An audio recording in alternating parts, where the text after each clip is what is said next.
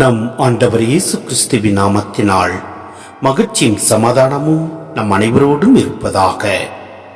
1 யோவான் 1:5-10 முடிய. நாங்கள் அவரிடமிருந்து கேட்டறிந்து உங்களுக்கு அறிவிக்கும் செய்தி இதுவே: கடவுள் ஒளியாயிருக்கிறார், அவரிடம் இருள் என்பதே இல்லை. நாம் இருளில் நடந்து கொண்டு அவருடன் நமக்கு நட்புறவு உண்டு என்போம் என்றால் நாம் பொய்யராவோம், உண்மைக்கேற்ப வாழாதவராவோம். மாறாக அவர் ஒளியில் இருப்பது போல் நாம் ஒளியில் நடப்போமானால் ஒருவரோடு ஒருவர் நட்புறவு கொண்டிருப்போம். மேலும் அவர் மகனாகிய இயேசுவின் இரத்தம் எல்லா பாவத்தினின்றும் நம்மை தூய்மைப்படுத்தும். ஆனால் பாவம் நம்மிடம் இல்லை என்போம் என்றால் நம்மையே நாம் ஏமாற்றிக் கொள்வோம், உண்மையும் நம்மிடம் இராது. மாறாக நம் பாவங்களை நாம் ஒப்புக்கொள்வோம் என்றால் கடவுள் நம் பாவங்களை மன்னித்து குற்றம் அனைத்திலிருந்தும் நம்மை தூய்மைப்படுத்துவார்.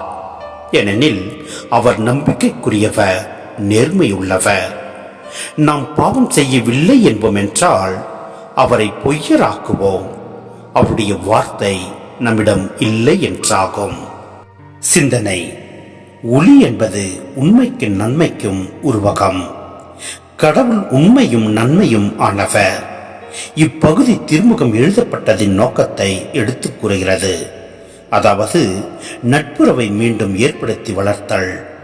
நாண உணர்வு கொள்கையின் தாக்கத்தால் நட்புறவாம் ஒளி குறைந்துவிட்டது, இருள் மிகுந்துவிட்டது. இந்நட்புறவு மீண்டும் அதிகரிக்க வேண்டும். தம்மை உயர்வாக கருதும் நாண உணர்வு கொள்கையினர் அனைவரையும் சமமாக கருதி யாவருடனும் அன்புடன் பழக வேண்டும். அதுவே ஒளியில் நடத்தல். நாங்கள் பாவத்திற்கு அப்பாற்பட்டவர்கள் என்னும் நாண உணர்வு கொள்கையின் மம்மதை இங்கு கடுமையாக விமர்சிக்கப்படுகிறது. அம்மம்மதியினால் கிறிஸ்துவ சமூகத்தின் நட்புறவே குலைந்துவிட்டது. இவர்கள் தங்கள் உடல் இச்சைகளுக்கு ஏற்ப நடக்கும் போதும், சகோதர அன்பு காட்டாத போதும் தாங்களும் பாவிகளே என்பதை உணர வேண்டும். இவ்வாறு ஏற்றுக்கொண்டால் உண்மை அவர்களில் இருக்கும், கடவுள் மன்னிப்பும் அவர்களுக்கு கிடைக்கும். எனவே நாமும் நம் குற்றங்களை உணர்ந்து பாவ மன்னிப்பு பெறுவோம். எல்லாம் அல்ல இறைவன் நம்மை நிறைவாய் ஆசீர்வதிப்பார். ஆமேன்.